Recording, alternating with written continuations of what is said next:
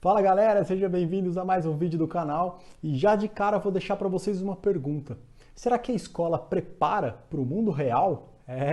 Essa é a primeira pergunta que você se depara ao ler o livro Pai Rico, Pai Pobre. É uma mensagem bem ousada e deixa implícito que a boa formação e só notas altas já não são mais suficientes para garantir o seu sucesso. Então, se você quer saber mais sobre essa incrível obra de Robert Kiyosaki, se liga no desafio do livro.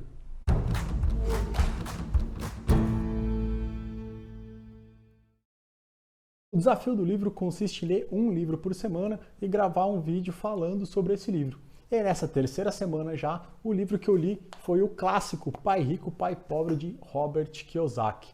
O livro ele traz à tona uma discussão muito polêmica e que pode ser mal interpretada até, porque ele é muito bem fundamentada dentro do livro e toda a narrativa dele mostra um ponto de vista do Robert Kiyosaki que diz que ter boas notas e arranjar um emprego seguro já não é mais garantia para ninguém.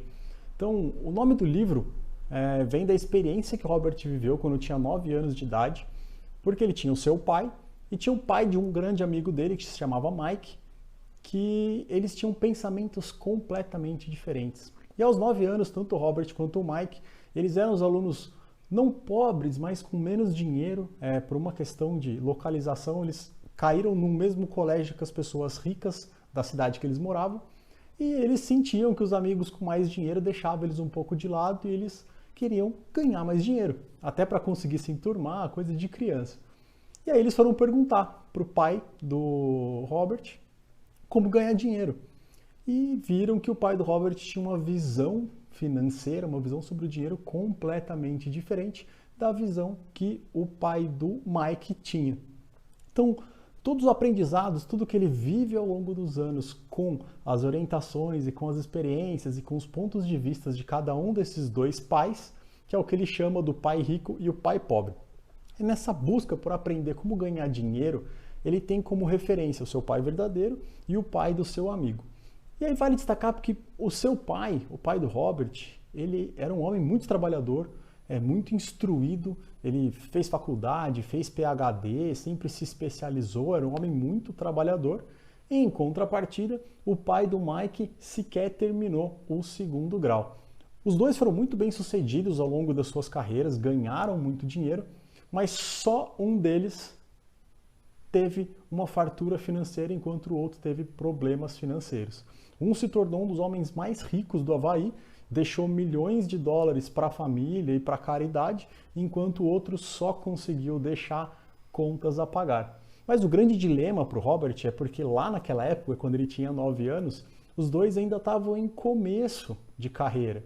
Então, o pai rico ainda não era rico e o pai pobre ainda não era pobre. Mas a grande diferença que ele pôde notar era a ideia que cada um deles tinha sobre o dinheiro. O pai pobre falava que o amor ao dinheiro é a raiz de todo o mal. Já o pai rico dizia que a falta de dinheiro é a raiz de todo o mal. Um deles dizia que você tem que estudar arduamente para conseguir arranjar um bom emprego numa boa empresa e poder ter segurança. O outro falava que você tem que estudar arduamente para conseguir comprar ou criar uma boa empresa. Um deles falava, não trabalho pelo dinheiro. O outro dizia, o dinheiro trabalha para mim. E por esses pensamentos você consegue entender um pouco da diferença das ideias que cada um tinha sobre o dinheiro. E aí assim no decorrer do livro o Robert Kiyosaki vai falando sobre como o sistema educacional é ultrapassado. O ensino traz para os alunos, a escola ensina matérias que os alunos não vão usar e preparam eles para um mundo que não existe mais. Porque a realidade do emprego antes, na época, vamos dizer aí, há 40, 50 anos, você ter um bom emprego, você ser um médico, um advogado, entrar numa boa empresa te daria uma certa segurança e isso não existe mais hoje. Hoje, quanto mais as pessoas vão se especializando, elas vão ficando reféns daquele único emprego. Então, a importância de você conseguir abrir o leque, expandir e a importância de ter conhecimento para tudo isso. Então assim ele apresenta ao longo do livro e ao longo de histórias que ele vivenciou 6 lições que ele teve com o seu pai rico que o ajudaram a alcançar a liberdade financeira que ele conseguiu. Então são lições que não necessariamente vão te dar um resultado no curto prazo, você não vai ficar rico da noite para o dia, mas vão garantir o seu enriquecimento independente das mudanças e de incertezas que vão acontecer no mundo que está em constante modificações. Então as 6 lições são: primeira, os ricos trabalham pelo dinheiro. A segunda, por que de ter uma alfabetização financeira. A terceira, cuide dos seus negócios. A quarta, ele fala sobre impostos e os possíveis benefícios de ter uma sociedade anônima. No quinto ponto, os ricos inventam dinheiro. E, para fechar, trabalhe para aprender e não trabalhe pelo dinheiro. Então, falando um pouquinho sobre cada uma dessas lições, na primeira lição ele fala que os ricos não trabalham pelo dinheiro. O que isso quer dizer? Ele deixa muito claro quando ele diz que o pobre e a classe média trabalham para ganhar dinheiro. Os ricos fazem o dinheiro trabalhar para eles. Então aí ele começa a introduzir um dos principais conceitos do livro, que é investir em ativos. O que são ativos? Ativos é tudo aquilo que te dá dinheiro. Passivos é tudo aquilo que te toma dinheiro. Independente da satisfação momentânea ou da necessidade, a gente tem contas, a gente precisa adquirir, a gente precisa sobreviver, tem várias coisas que a gente precisa gastar dinheiro, que vão ser despesas, que vão ser passivos, mas a importância de investir em fontes que te tragam dinheiro. E em cima disso vem a segunda lição, que é a importância da alfabetização financeira. Uma coisa básica é você se preocupar mais com a sua educação do que com o dinheiro. Porque se você aprende, você consegue entender, você consegue ir atrás de fontes de dinheiro, mesmo que naquele momento você esteja numa condição financeira não tão favorável, como era o caso em que estava naquele momento do livro os 2 pais. Não importa quanto você ganha, o que importa é quanto você conserva. Então não adianta você ganhar muito dinheiro, só que você gasta mais ainda.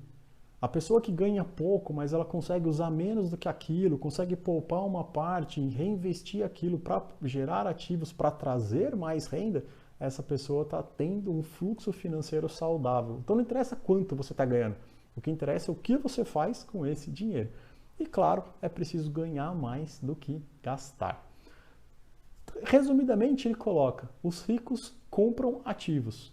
Os pobres só têm despesa, eles nem conseguem reinvestir em nada. Já a classe média, o dinheiro que tem, ela compra passivos pensando que são ativos. Então, um dos exemplos que ele dá, como assim, né? Um passivo que pode ser ativo, um ativo que é passivo. Um exemplo que ele caça, que é clássico, é, por exemplo, a compra da casa própria.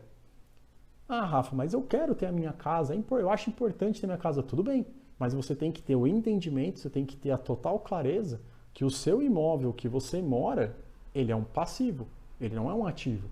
A casa que você mora, ela não te dá dinheiro, mas ela consome, você paga os impostos, tem o IPTU, tem a conta de luz, tem todos os gastos que você vai ter com aquele imóvel. Ele é um passivo, ele não é um ativo. Então você vê muitas pessoas, no próprio livro ele diz que se o seu principal bem é a sua casa própria, você vai ter problemas, porque você não tem ativos, você só tem um passivo. E aí daí a gente vai para a lição 3, quando ele diz: cuide do seu negócio.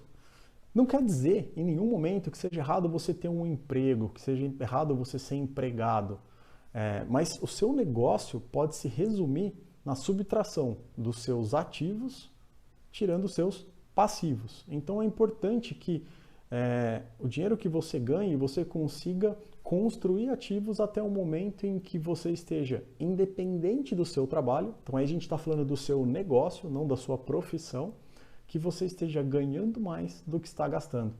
Então se com 30 anos você tiver uma renda residual, uma renda de ativos que seja maior do que o seu gasto mensal, se você perder o emprego naquele mês, financeiramente isso para você não vai ser um problema. Porque os seus custos, né, as suas despesas, os seus passivos são todos atendidos pelo rendimento que você tem com os seus ativos. Então, mesmo que você seja um empregado, que você seja um funcionário, você não precisa ser um dono de uma empresa, é importante que você consiga investir em outros meios para que você tenha uma renda paralela. E ele dá alguns exemplos de ativos, tá? Pô, o que seriam alguns exemplos de ativos? Então, por exemplo, negócios que não exijam a sua presença. Pô, como assim? Ah, eu sou dono de uma pizzaria. Tudo bem, mas você vai na pizzaria e trabalha todos os dias? Você abre a pizzaria, você está no caixa, você é o pizzaiolo, você faz as entregas, você trabalha na pizzaria? Se sim, isso é a sua profissão, não é o seu negócio. Então, para que seja considerado como um ativo, tem que ser um negócio que não precise da sua presença. Lógico, você vai administrar, você vai acompanhar os resultados, mas ele tem que rodar sozinho se você não estiver lá presente.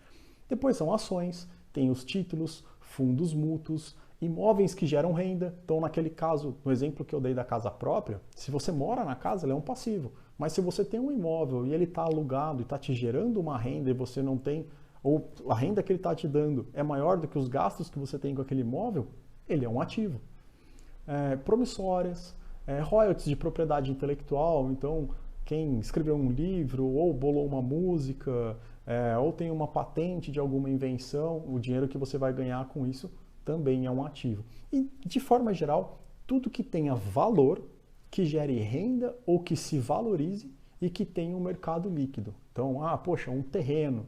O terreno ele não te gera renda, você talvez não tenha conseguido alugar esse terreno, mas se ao longo dos anos ele vai valorizando, isso pode ser considerado como um ativo, desde que, quando preciso, você consiga converter ele em dinheiro. Então, que haja um mercado líquido para ele. Não adianta você ter um bem que ele valoriza, valoriza, valoriza, mas não tem quem compre. A hora que você precisar de dinheiro, não serviu para nada. E aí vem uma das principais críticas ao sistema educacional, porque ele diz que a escola te ensina a se transformar no que você estudou. Então a escola ensina o médico a ser médico, o advogado a ser advogado, o engenheiro a ser engenheiro, o cozinheiro a ser cozinheiro, a ser chefe, mas não te ensina a ser dono do seu próprio negócio. Você sempre vai ter que estar ali na linha de frente. Então, de um modo geral, a escola te ensina a ser um empregado para trabalhar para alguém que seja um dono. Então, você vai estar sempre trabalhando pelo dinheiro para que alguém realmente faça fortuna.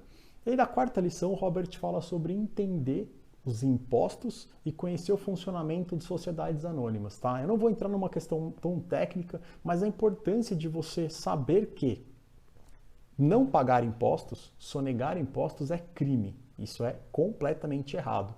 Mas é inteligente você conhecer as leis e usufruir de recursos que existam para pagar menos impostos.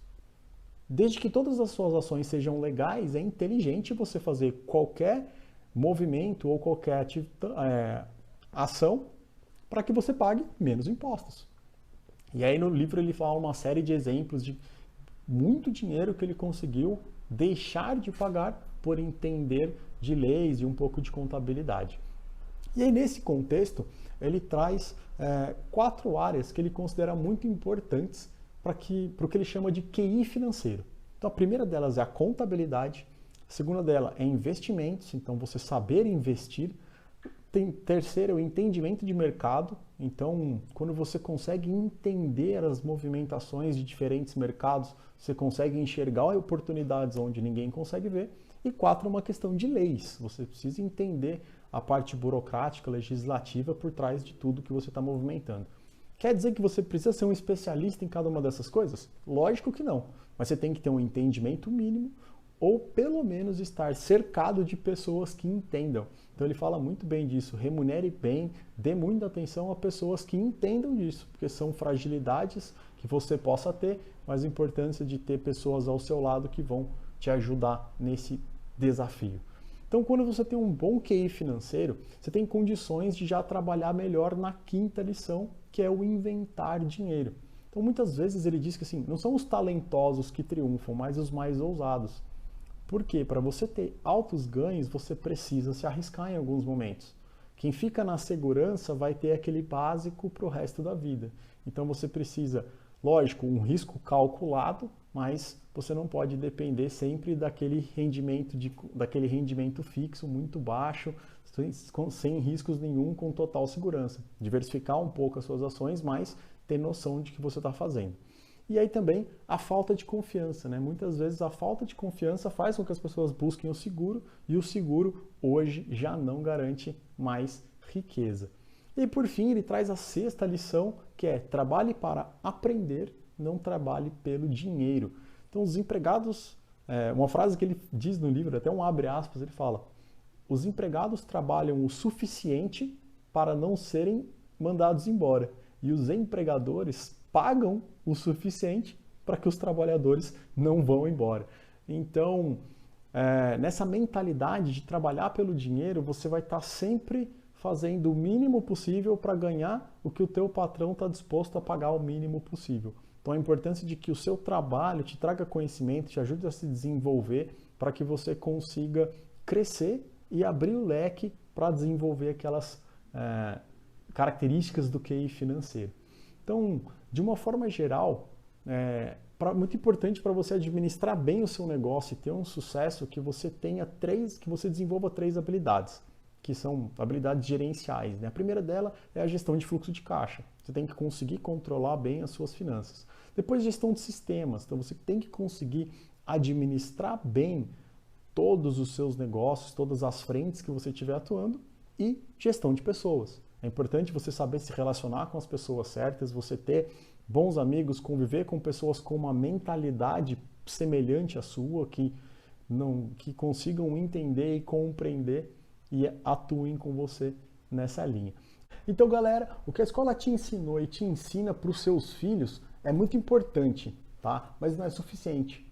As regras mudaram, o mundo mudou, o que era segurança hoje já não é mais seguro. Você ter um emprego não garante mais nada. Então, a importância de você realmente abrir outras frentes, investir em ativos para pensar no médio e longo prazo. Então, como aprender e ensinar para os nossos filhos o que a escola não ensina? É exatamente isso que o livro Pai Rico, Pai Pobre vai te ajudar nessa tarefa árdua. Eu recomendo muito a leitura desse livro, o conteúdo dele é muito bom. Essa ideia de investir em ativos e todo esse contexto que eu passei é apresentado com muita clareza, com vários exemplos práticos.